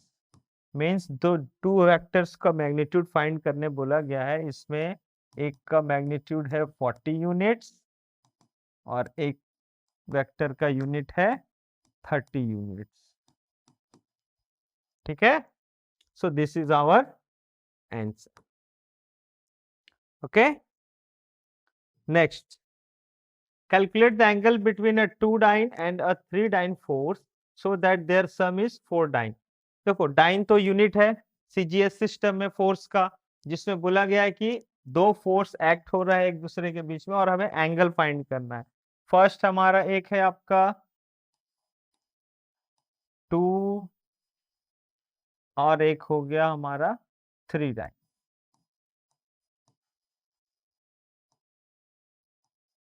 Okay, सो एक को हम लोग P मान लेते हैं और एक को Q मान लेते हैं, मैग्नीट्यूड दिया हुआ है तो उसके अकॉर्डिंग क्या हो जाएगा, resultant their sum is 4 dyne, means दोनों वेक्टर का रिजल्टेंट जो है वो 4 है। ठीक, सो फॉर्मूला क्या है, R square is equal to P square plus Q square plus 2PQ cos theta. ये फॉर्मूला रिजल्टेंट का मैग्नीट्यूड निकालने के लिए है पैरेललोग्राम लॉस। ठीक है, तो रिजल्टेंट यहाँ दिया हुआ है 4, यानी कि हम लोग 4 का स्क्वायर करेंगे, ये P हो गया हमारा 2 स्क्वायर प्लस Q हो गया 3 square plus 2 into 3 cos theta. 16 is equal to 4 plus 9 plus 12 cos theta. 9 plus 4 13, 13 इधर गया माइनस हो जाएगा, सो 16 में से 13 माइनस किए 3, so cos theta is equal to, इधर 3 ऑलरेडी बच गया और 12 मल्टीप्लाई में है। अच्छा, एक स्टेप ओवर नहीं चलते, इधर 12 कॉस थीटा, इस सबको हम लोग राइट साइड ले जाते हैं लेफ्ट साइड, तो 13 माइनस हो जाएगा जिसकी वजह से ये 3 आ गया। ठीक है, तो cos theta is equal to 3/12 जो दिखा रहा है ये 1/4 है। इट मीन्स cos थीटा जब हमारा 1/4 होगा तो थीटा हो जाएगा cos इनवर्स 1/4। ओके, सो ये हो गया हमारा आंसर, एंगल। अब इस पर्टिकुलर 1/4 पे थीटा की वैल्यू कितनी है वो ऑप्शन के अकॉर्डिंग फिर हम लोग देखते हैं, या फिर कैलकुलेट करने के लिए ना बोला जाए तो कैलकुलेट करने की जरूरत नहीं। ठीक है, नेक्स्ट हमारा क्या बोला जा रहा, two motor boat is racing towards north at 25 kilometre per hour and the water, a motor boat is racing towards north, a motorboat is racing towards north at 25 km per hour and the water current in that region is 10 km per hour in the direction of 60 degree east of south, find the resultant velocity of the boat। ठीक है, देखो कभी भी ऐसा question आए जिसमें north south east west की बात हो रही है तो हमेशा याद रखिएगा हमारा फ्रंट जो होता है वो नॉर्थ होता है और बैक हम लोग साउथ मानते हैं, राइट साइड हम लोग ईस्ट मानेंगे और लेफ्ट साइड वेस्ट मानेंगे। सो पेपर पे जब हम लोग ईस्ट वेस्ट नॉर्थ साउथ को फॉर्म करते हैं तो हम लोगों को वर्टिकली नॉर्थ हो गया, ये हो गया हमारा साउथ, राइट साइड ईस्ट हो गया और लेफ्ट साइड हमारा वेस्ट हो गया। ठीक है, अब बोट किधर मूव कर रहा है? Firstly boat is racing towards north, north के डायरेक्शन में ये मूव कर रहा। कितने की स्पीड से? 25 किलोमीटर पर सेकंड। इसको हम लोग ले लिए वेलोसिटी ऑफ बोट इस डायरेक्शन में। सेकेंड बोला गया है water current in the region is 10 kilometre पर in the direction of 60 degree east of south, means south से 60 डिग्री ईस्ट के डायरेक्शन में। सो आप साउथ से 60 डिग्री मूव करोगे तो इधर आएगा, ये हो गया हमारा 60 डिग्री ईस्ट की तरफ। ठीक है, तो ये हमारा हो जाता है वेलोसिटी ऑफ रिवर, वाटर ना, water current, velocity of water. Okay, अब इसका रिजल्टेंट हम find the resultant velocity of the boat.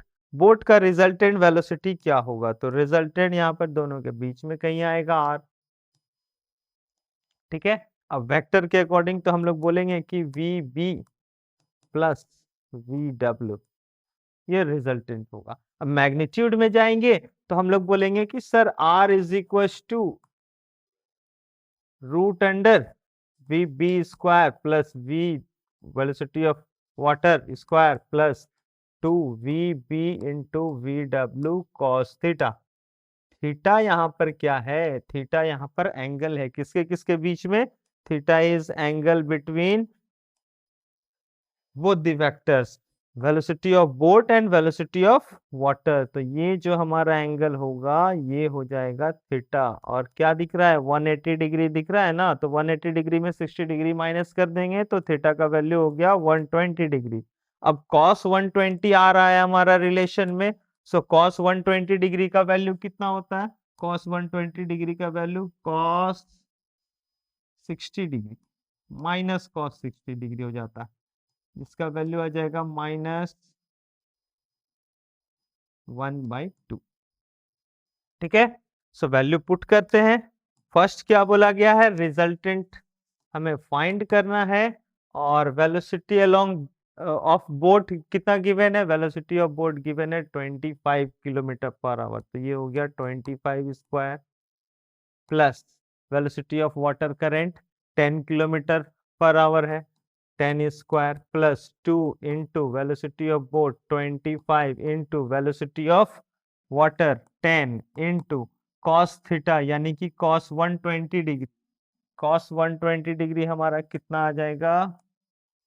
120 degree. सो 25 हो गया 625, 100 प्लस माइनस हो जाएगा ये 25, 2 इंटू 250 कर दे रहे हैं इंटू 1/2। कॉस 120 का वैल्यू अगर यहाँ प्लस लेते हो तो -1/2 लिख दें। ठीक है, अब ये 2 कैंसिल हो जाएगा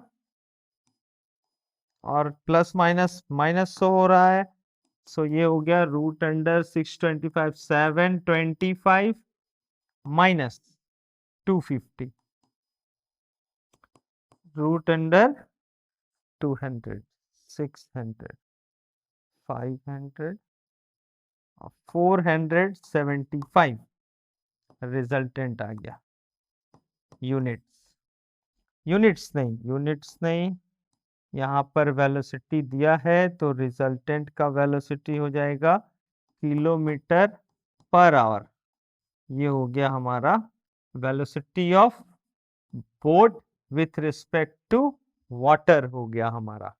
ठीक है, तो that is our resultant velocity, means boat जो है इस डायरेक्शन में मूव करेगा और कितने की स्पीड से? Root under 475 kilometre per hour से।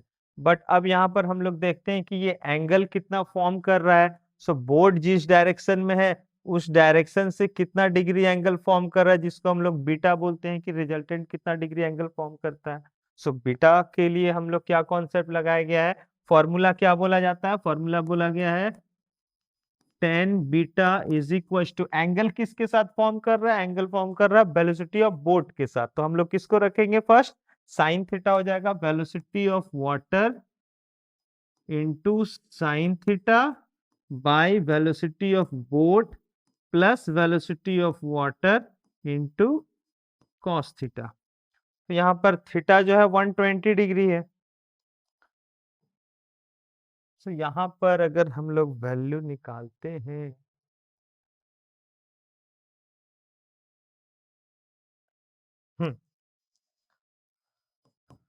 सो वेलोसिटी ऑफ वाटर हो गया हमारा 10, साइन 120 डिग्री का वैल्यू कितना होगा, साइन 120 डिग्री का वैल्यू हो गया sine 60 degree √3/2,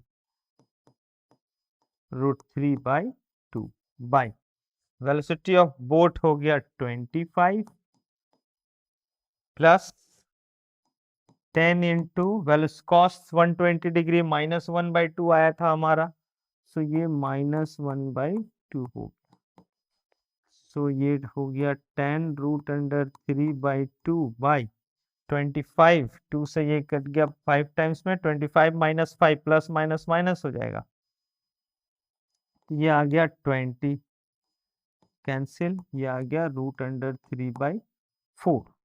so tan beta is equal to क्या आ रहा हमारा, √3/4 आ जाता है tan बीटा का वैल्यू। ठीक है, तो बीटा हो जाएगा हमारा tan इनवर्स, बीटा क्या हो गया, tan इनवर्स √3/4, यही हमारा आंसर है। ठीक है, सो वो बोट से बीटा डिग्री एंगल मूव करके रिजल्टेंट जा रहा होगा, बोट की डायरेक्शन होगी। ठीक है, नेक्स्ट क्वेश्चन देखते हैं। Rain is falling vertically with a speed of 35 meter per second. Wind is start blowing after some time with a speed of 12 meter per second in east to west direction. In which direction should a boy waiting at a bus stop hold his umbrella? तो देखो होगा क्या, Rain is falling vertically, velocity of rain हो गया,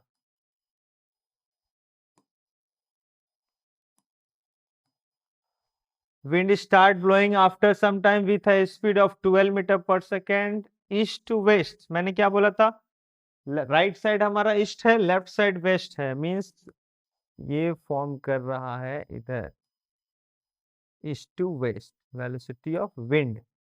okay, तो resultant हमारा किधर आएगा, रिजल्टेंट इधर आएगा, दोनों के अकॉर्डिंग देखें तो। सो रिजल्टेंट के लिए वेलोसिटी ऑफ आर ले लेते हैं, वेक्टर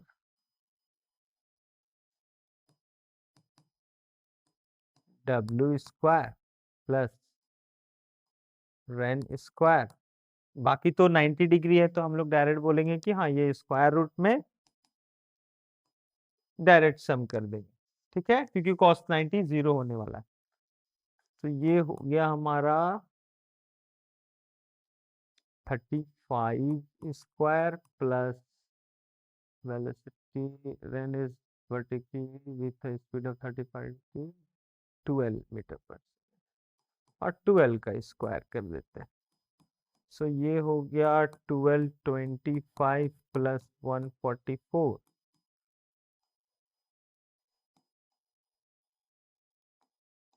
1369 मीटर पर सेकेंड। ये तो रिजल्टेंट हो गया। अब इसका एंगल कितना होगा, तो अगर यहाँ पर हम लोग वर्टिकल के साथ एंगल बीटा ले लेते हैं, तो फिर से वही tan बीटा वाला कॉन्सेप्ट आएगा। tan बीटा एंगल किसके साथ फॉर्म कर रहे हैं, रेन की वेलोसिटी के साथ, तो हम लोग किसकी वैल्यू लेंगे, वाटर सॉरी विंड की वेलोसिटी के साथ, velocity of wind into sin 90 by velocity of river plus velocity of wind into cos 90। Wind की वेलोसिटी कितनी है 12 बाई रेन की वेलोसिटी है 35 मीटर। बाकी cos 90 जीरो हो जाएगा। सो ये आ गया 12/35, जिसको हम लोग बोलेंगे 10 बीटा।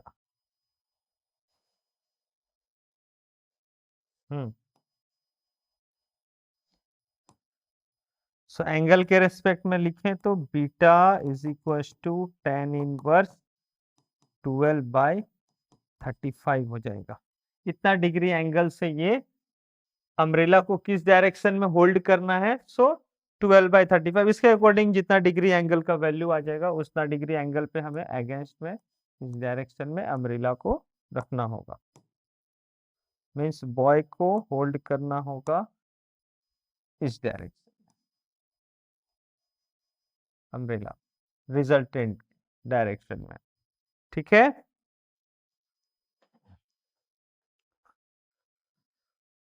सो आई होप कि आप लोगों का वेक्टर एडिशन से रिलेटेड कॉन्सेप्ट क्लियर हो गया। मिलते हैं फिर नेक्स्ट लेक्चर में प्रोडक्ट ऑफ वेक्टर्स और रेक्टेंगुलर कंपोनेंट्स ऑफ वेक्टर्स में हम लोग फिर आगे नेक्स्ट लेक्चर में डिस्कस करेंगे। Okay, so all the best.